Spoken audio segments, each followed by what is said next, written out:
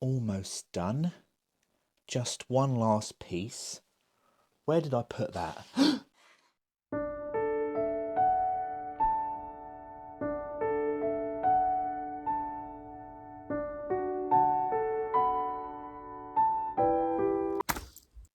Oh, that was close. Speaking of close calls when it comes to Titanic, there were many. There were quite a few people, some well known, others not, who had booked on Titanic's maiden voyage but for whatever reason decided not to or could not travel. So I decided I'd do a quick video with just a few examples. Some of them you may know, some of them possibly not. Firstly, there are many things that the Americans do better than us Brits. I struggle to think of anything off the top of my head, but I'm pretty sure my American friends would enlighten me in the comment section down below.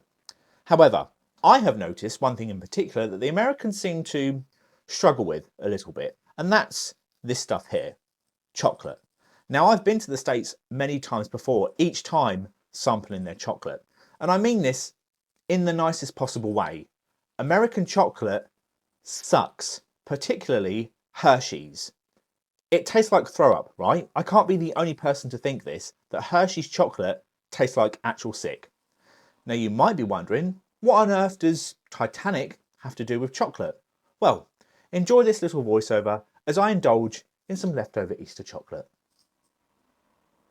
The Hershey's Chocolate Company was founded in 1894 by Milton Hershey, and by 1900 the first Hershey's milk chocolate bar had come into existence. The company would go on to become one of, if not the most popular confectionery manufacturer in the US, and is well established around the globe today. In 1912, Milton Hershey was booked to travel on Titanic's maiden voyage.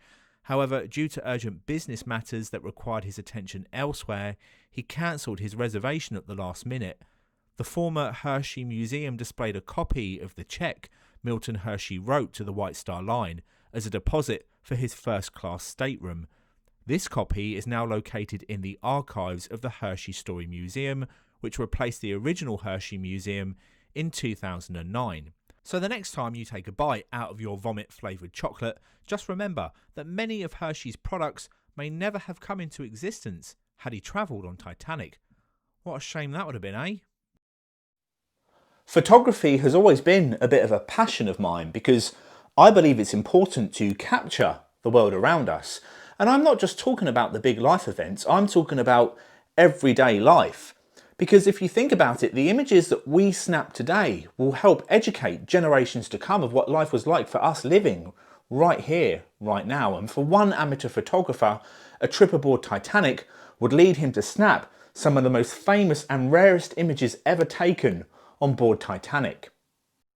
Father Francis Brown, born January 3rd, 1880 in Ireland, boarded Titanic at Southampton after he had been gifted a ticket from his uncle.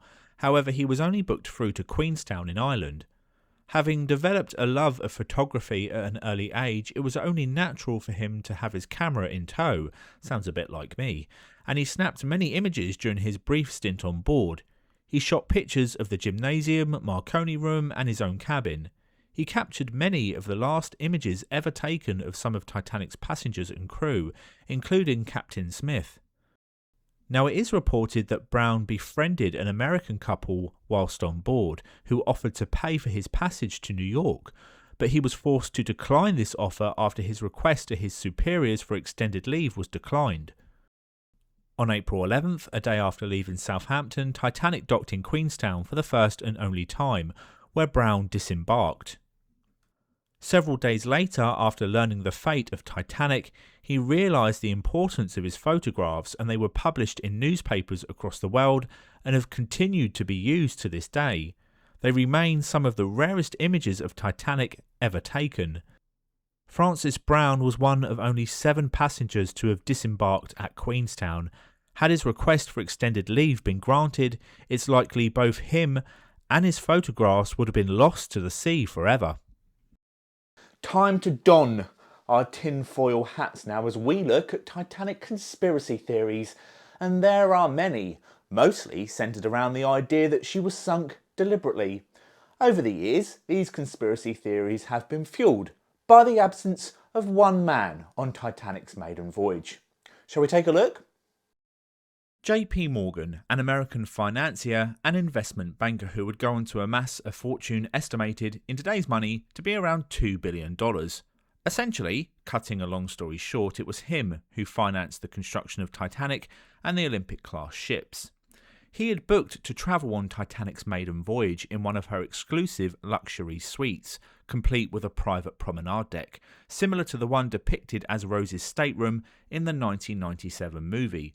But at the last minute, he cancelled his booking due to ill health. Now, there are many, not including myself may I add, that believe there is more to his cancellation. Many see it as an indicator that somehow he knew of a plot that had been hatched either by him or others to deliberately sink Titanic. I shan't go into further detail regarding this because, well, I value my time and I don't want to spend another second on such nonsense. If you want to, feel free to Google it. The fact that Morgan died just 11 months after the disaster is an indicator to me that there's probably a bit of truth that he wasn't feeling pretty peaky around the time of Titanic's sailing. Well, my good friends, that is pretty much it for today's little video. Those are just a few examples of people who missed or cancelled their plans on Titanic.